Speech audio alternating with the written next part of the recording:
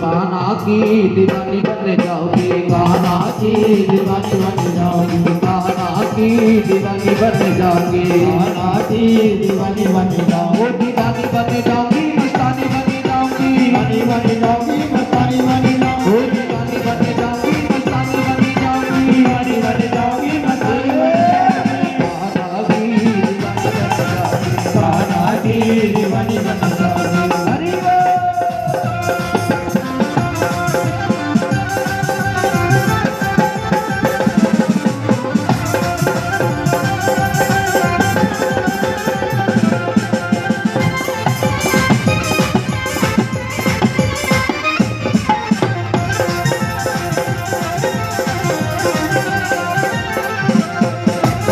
मेरो गाय चरावे मैं ग्वाल बन जाऊं, कान्हा मेरो गाय चरावे मैं ग्वाल बन जाऊं, कान्हा मेरो गाय चरावे मैं ग्वाल बन जाऊं, कान्हा मेरो गाय चरावे मैं ग्वाल बन जाऊं, और चोरी चोरी चुपके गाय चरावे जाऊं, चोरी चोरी झुमके गाय जरा बन जाओ, वो ग्वालिया बन जाऊंगी, ग्वालिया बन जाऊंगी, बन जाऊंगी, ग्वालिया बन जाऊंगी, ग्वालिया बन जाऊंगी, ग्वालिया बन जाऊंगी, ग्वालिया बन जाऊंगी, ग्वालिया बन जाऊंगी, कान्हा की दीवानी बन जाऊंगी, रसिया की रसीली बन जाऊंगी, रसिया की रसीली बन जाऊंगी, मुझ चोरी लियो तन मन की सुधन सराई, ओ चित छोड़ दियो कढ़ाई, तन मन की सुधन सराई, काड़ा काड़ा कमर गुजरी, काड़ा काड़ा कमर गुजरी, काड़ा काड़ा काड़ा कमर गुजरी, काड़ा काड़ा काड़ा कमर गुजरी, कारे काज कर मुकट सज करे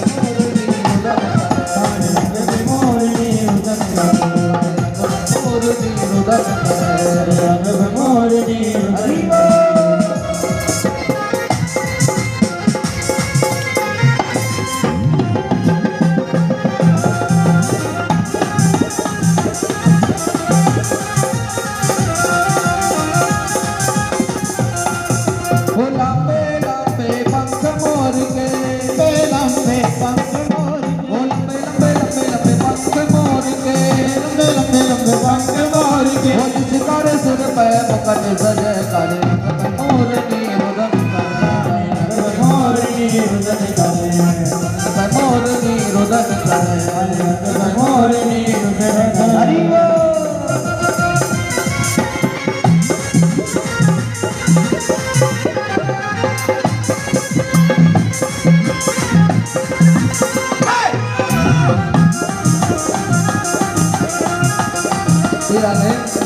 देखो अभी तो कथा बहुत है, आप लोग अभी विदाई थोड़ा ही हो रही है, और कैसे भोले वाले भक्ते बेचारे हैं। अभी तो सुदामा जी का हमने चरित्र श्रवण किया है, इसके बाद अभी कथा बहुत है, आप लोगों को तो अभी कथा श्रवण करनी है, उसके बाद विदाई होती, पर जो भक्त कर दिए वो ठीक है, बाकी लोग अभी बैठ जाएं अपने स्थान पर, कथा अभी पूरी जब होगी तो उसके बाद विदाई होगी, आप लोग बैठ जाइए।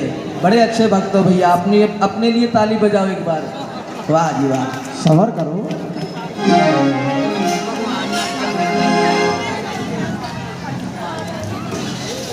बोलिए द्वारकाधीश की। सभी बैठ जाएं अपने स्थान पर।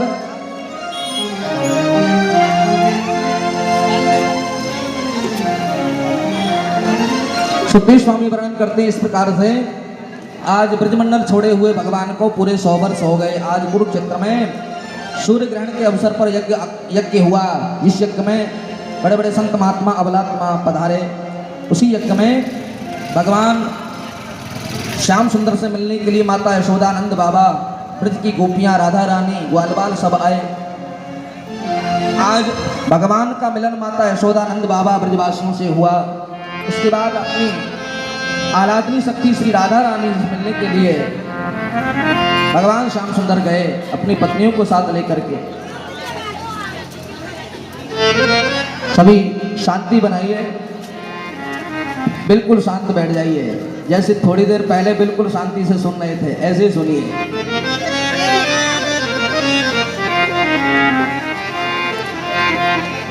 राजन भगवान श्री राधा रानी से मिलने के लिए गए पत्नियों के सहित। श्री राधा रानी के चरणों में आज ठाकुर जी साष्टांग प्रणाम किए।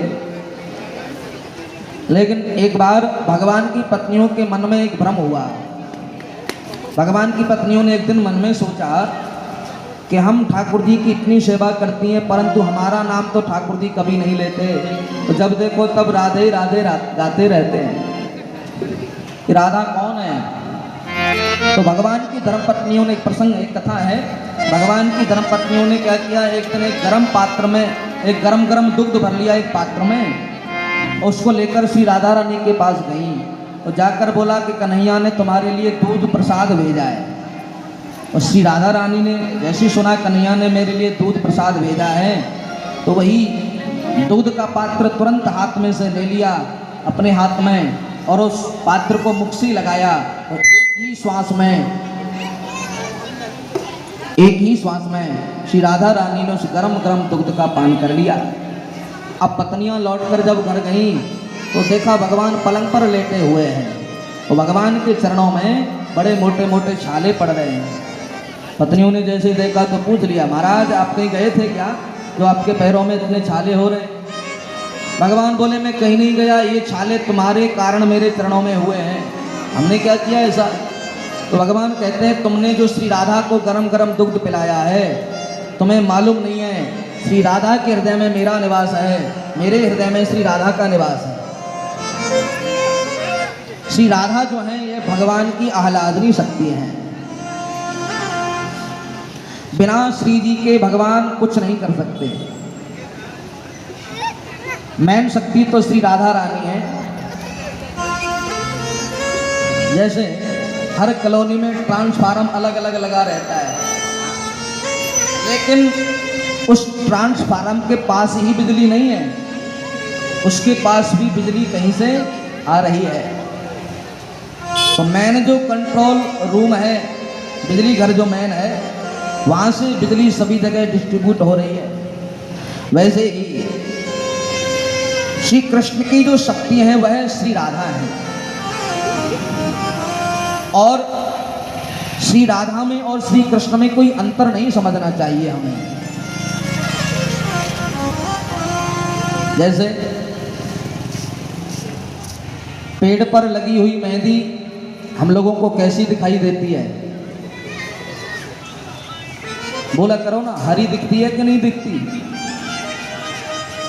वो पेड़ पर लग रही मेहंदी तो हरी दिखाई देती है, परंतु उसी मेहंदी को पीस कर जब हम हाथों में लगाते हैं तो हमारे हाथ कैसे हो जाते हैं? लाल हो जाते हैं। तो उसमें लाली दिख तो नहीं रही है, वो दिख तो हरी रही है। तो जैसे हरियाली के अंदर लाली छुपी है, उसी प्रकार से श्री राधा में और श्री कृष्ण में कोई अंतर नहीं समझना चाहिए। राधा ही कृष्ण है और कृष्ण ही राधा है। इसलिए संत जन कहते हैं राधा कृष्ण स्वरूपामयी कृष्ण राधा स्वरूपणम, एक प्राण दो देही और राधा कृष्ण सनेही।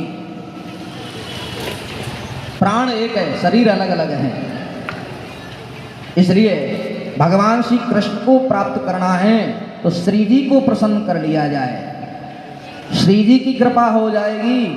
जो स्वयं श्री जी के चरण सेवक हैं, तो ऐसे श्री जी की सेवा, चरण सेवा, उनके नाम की सेवा हम लोग करेंगे तो क्यों नहीं हम पर बिहारी जी कृपा करेंगे।